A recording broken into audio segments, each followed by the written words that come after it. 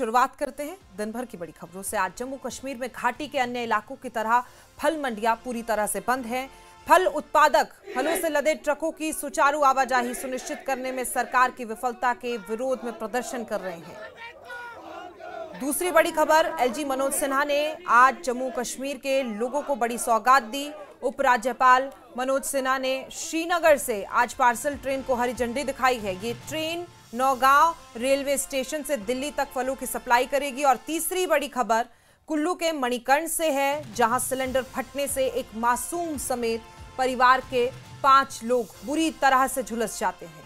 घायलों को तुरंत अस्पताल पहुंचाने के लिए एम्बुलेंस भी बुलाई गई, लेकिन जगह जगह भूस्खलन होने की वजह से एम्बुलेंस समय पर नहीं पहुंच पाई।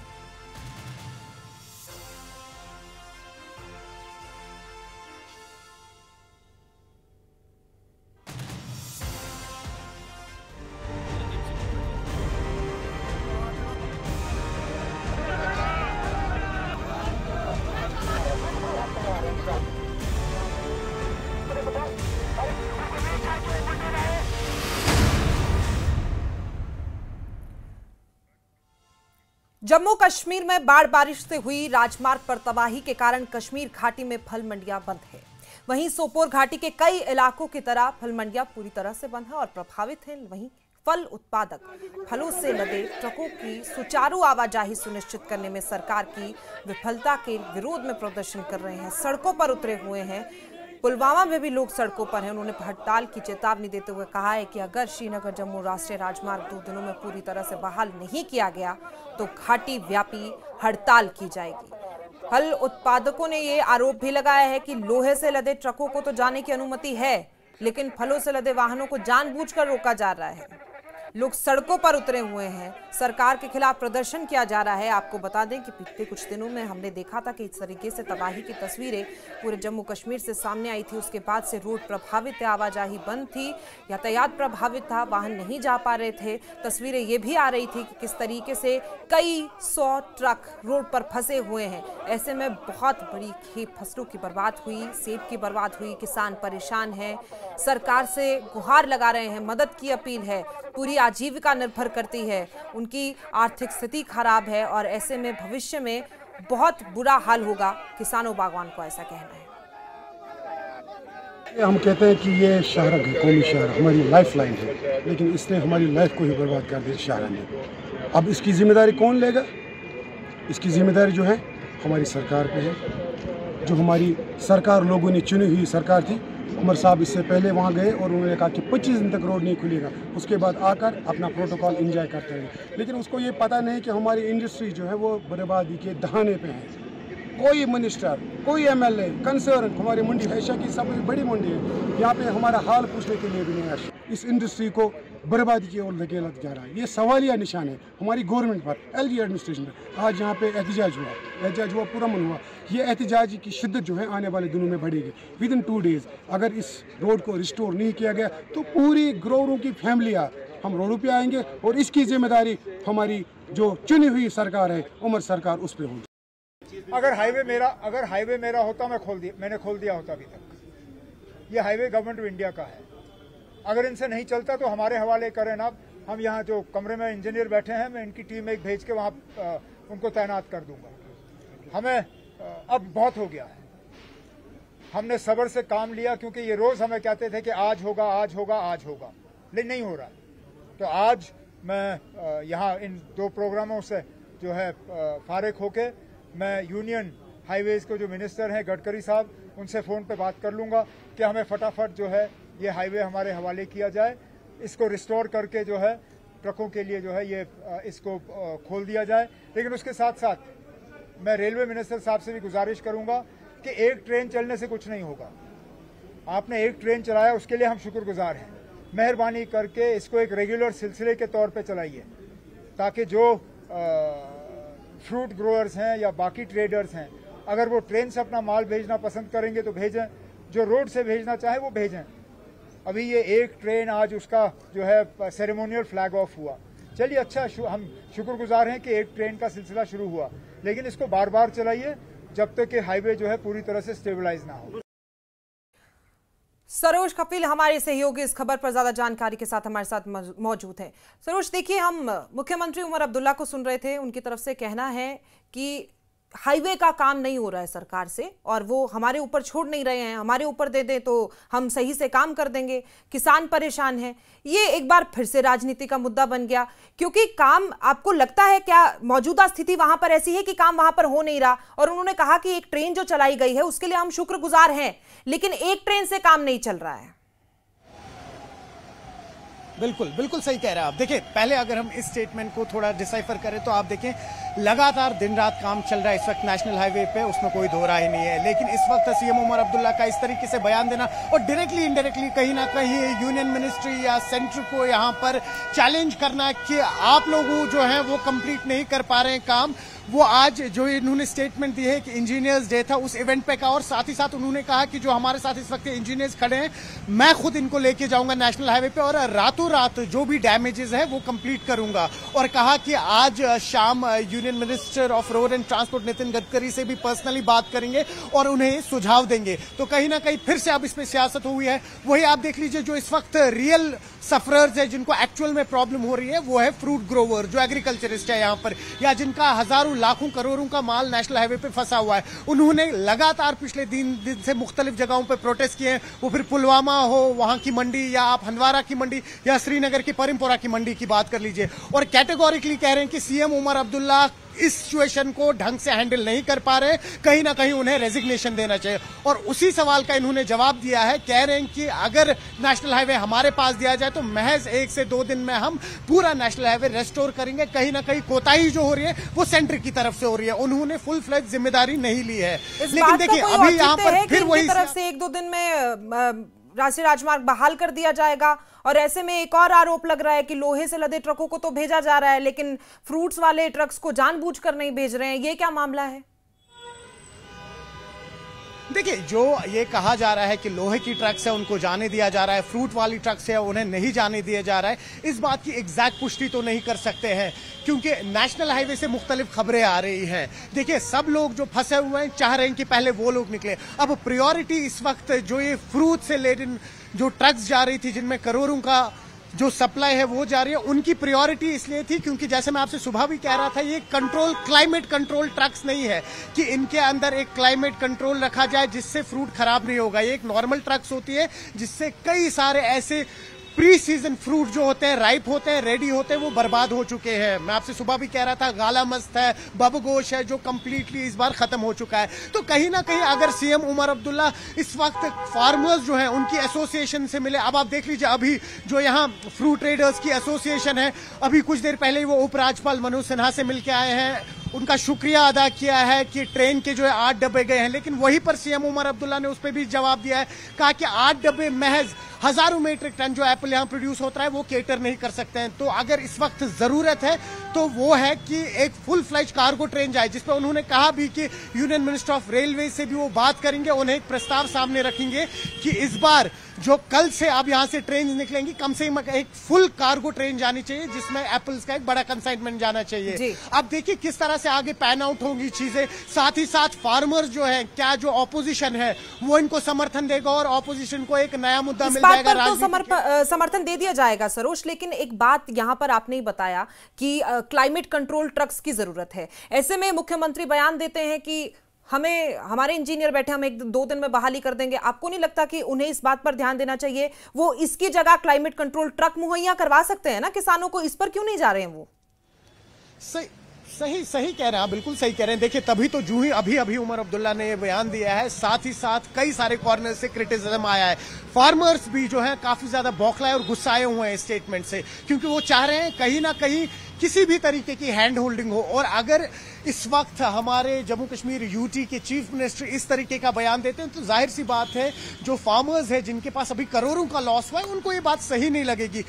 ट्रेन को लेके भी उन्होंने अप्रिसिएशन तो दी है, लेकिन कह रहे हैं कि बहुत कम है। तो कहीं ना कहीं अब देखना होगा। हालांकि उमर अब्दुल्ला ने ही, जब इन्होंने असेसमेंट ली थी नेशनल हाईवे की, कहा था कि 21 दिन में खुल जाएगा। आज लगभग 20 दिन हो चुके हैं। अब चैलेंज यही है कि आने वाले 2 से 3 दिन में नेशनल हाईवे खुलेगा या नहीं खुलेगा, और ऑपोजिशन जो है वो अब किस तरह से उमर अब्दुल्ला को घेरेंगे ऐसे स्टेटमेंट्स पे। जी बहुत शुक्रिया सरोज आपकी जानकारी के लिए। तो देखिए, लोग परेशान हैं, सरकार से मदद की गुहार लगाई जा रही है। हालांकि मुख्यमंत्री उमर अब्दुल्ला की तरफ से इसका शुक्रियाना अदा किया गया कि एक ट्रेन चलाई गई है, लेकिन उनकी तरफ से कहा गया है कि ये कम है।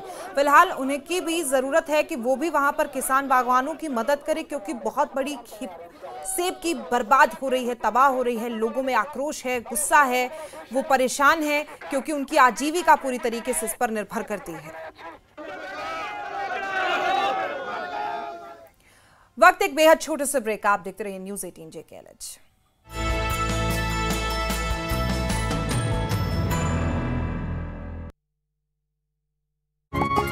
हर खबर तक पहुंचने के लिए, बेबाक सवाल पूछने के लिए, हर चुनाव की महा कवरेज के लिए, सबसे पहले और भरोसेमंद नतीजों के लिए, रिपोर्टर के सबसे बड़े नेटवर्क के लिए, एंकर की नंबर 1 टीम के लिए एक नहीं अनेक है कारण बार बार न्यूज़ 18 इंडिया के नंबर 1 बनने के लिए। तो देखते रहिए सिर्फ न्यूज़ 18 इंडिया। कहारा और चिली पिंगल तहसीलों को छोड़कर पूरे डोडा से हटी धारा 163। पटियाला जोन को छोड़कर डोडा के सभी स्कूल आज खुले।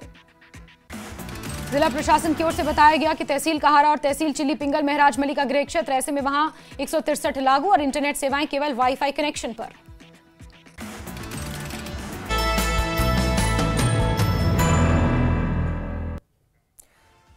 एक बड़ी खबर आ रही है, सीधा रुख करते हैं। टीम इंडिया के हाथों शर्मनाक हार और पाकिस्तानी खिलाड़ियों से हाथ मिलाने से इनकार करने के बाद हताश पीसीबी अब मैच रेफरी पर अपनी भड़ास निकालना चाहते हैं।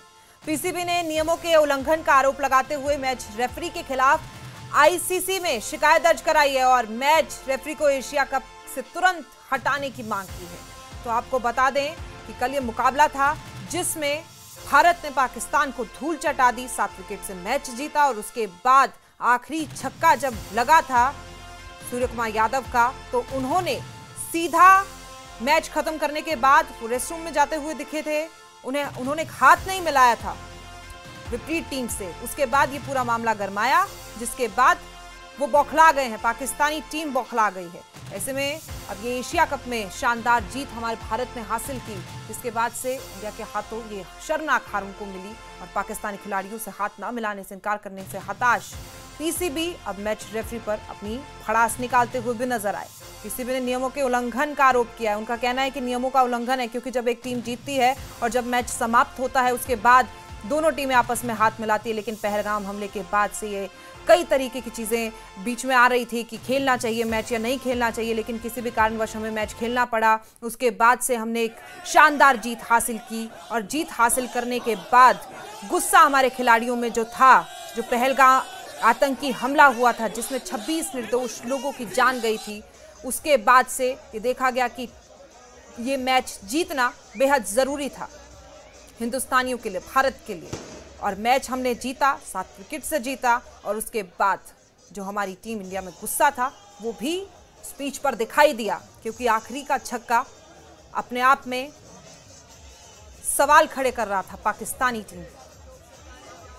ऐसे में शिकायत दर्ज कराने की धमकी भी उनकी तरफ से दी गई है। अमृत आनंद हमारे सहयोगी इस खबर पर जानकारी के साथ हमारे साथ मौजूद है। अमृत, ऐसा गुस्सा निकालने से होगा क्या? भूल गए हैं क्या वो? अब हाथ मिलाने की भी उम्मीद करते हैं क्या हमसे?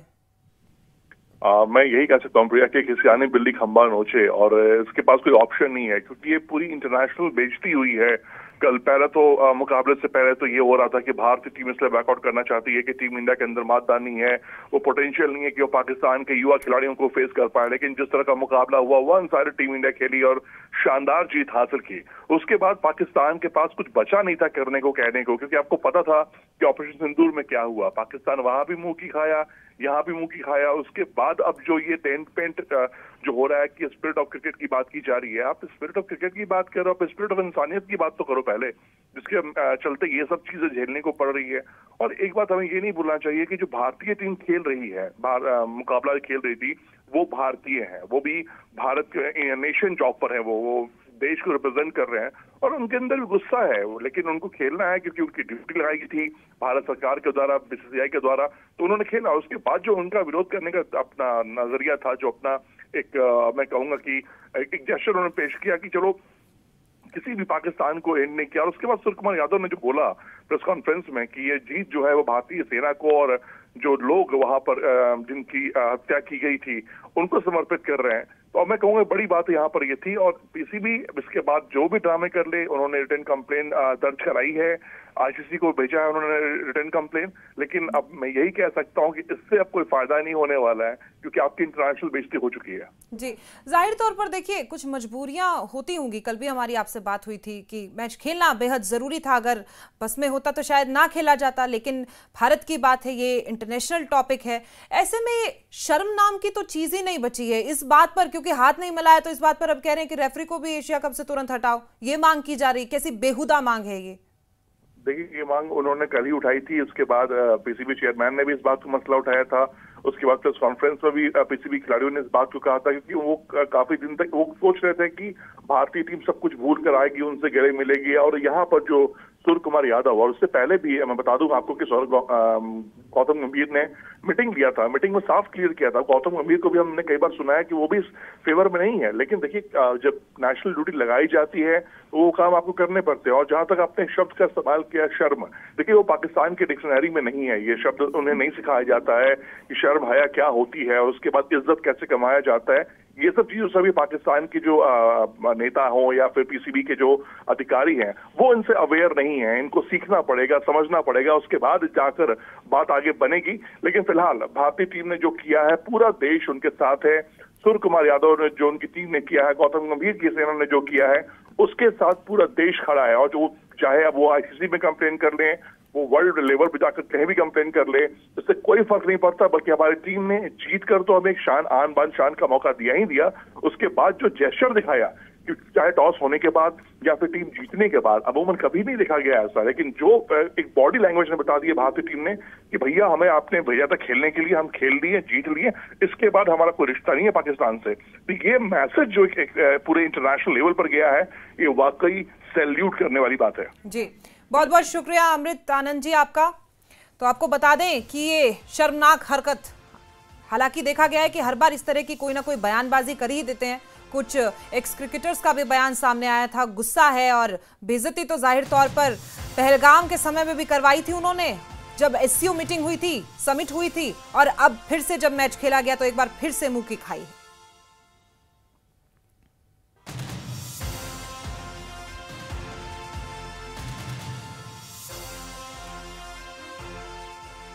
तो आपको बता दें कि पीसीबी ने आईसीसी में ये शिकायत दर्ज कराई है, माना जा रहा है कि हाथ नहीं मिलाया गया, इसको लेकर कह रहे हैं कि नियमों का उल्लंघन कर दिया गया है। बेहद शर्मनाक बात, बेहद शर्मनाक बयान।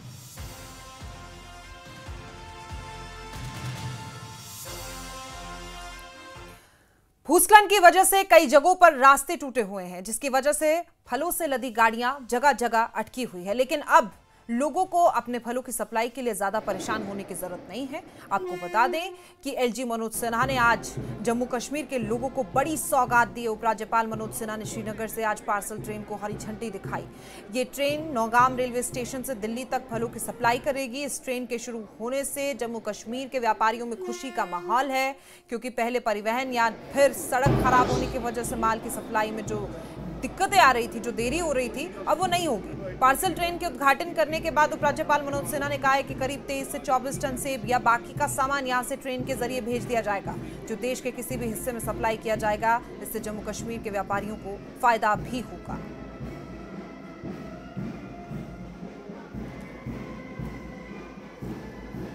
आबिद हुसैन बड़गांव से हमारे सहयोगी हमारे साथ मौजूद है। एलजी ने ये शुरुआत की, बहुत शानदार शुरुआत है, आर्थिक तौर पर भी मदद मिल रही है। क्या किसान संतुष्ट हैं इस पहल से?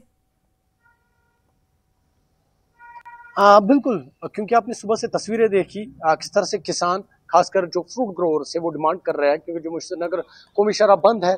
ऐसे में जब ये पार्सल ट्रेन चली तो कहीं ना कहीं उनमें खुशी है, राहत की सांस ली है। अब डिमांड्स आ रही है, पार्सल ट्रेन बड़गाम से रोजाना चलेगी दिल्ली तक, हालांकि बीच में जम्मू के बड़ी ब्राह्मणा में इसका स्टॉप होगा। लेकिन अब डिमांड्स ऐसे आ रही है कि ज्यादा से ज्यादा कोच इसमें होनी चाहिए, और न सिर्फ एक बल्कि कई सारी जो ये पार्सल ट्रेनें हैं वो रोजाना चलनी चाहिए।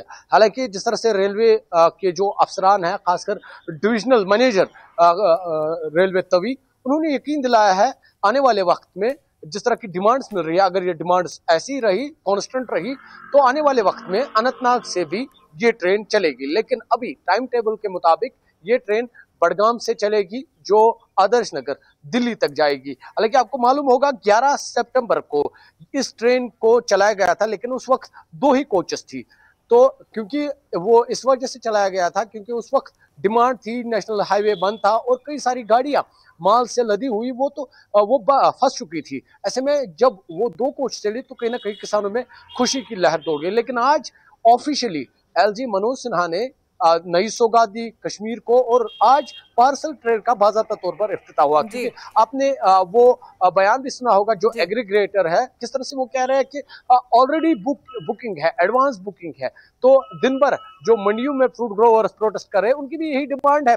अब जब ये ट्रेन चली तो कई और ट्रेनें होनी चाहिए। तो यकीन भी मिला है रेलवे की जानिब से, रेलवे जो मेंबरान है, रेलवे बोर्ड है, उन्होंने भी यकीन दिलाया है एज पर डिमांड तो इस ट्रेन में भी इजाफा किया जाएगा। क्योंकि आज से ये ट्रेन चली, आज से ये लगातार चलेगी। हालांकि बडगाम रेलवे स्टेशन से चलेगी, लेकिन श्रीनगर रेलवे स्टेशन पर एलजी मनोज सिन्हा ने इसको। बहुत शुक्रिया आपकी जानकारी के लिए। तो आपको बता दें कि ये ट्रेन शुरू की गई है और यहाँ पर आर्थिक तौर पर भी मदद मिलेगी किसानों को। फिलहाल इस बुलेटिन में इतना ही। मुझे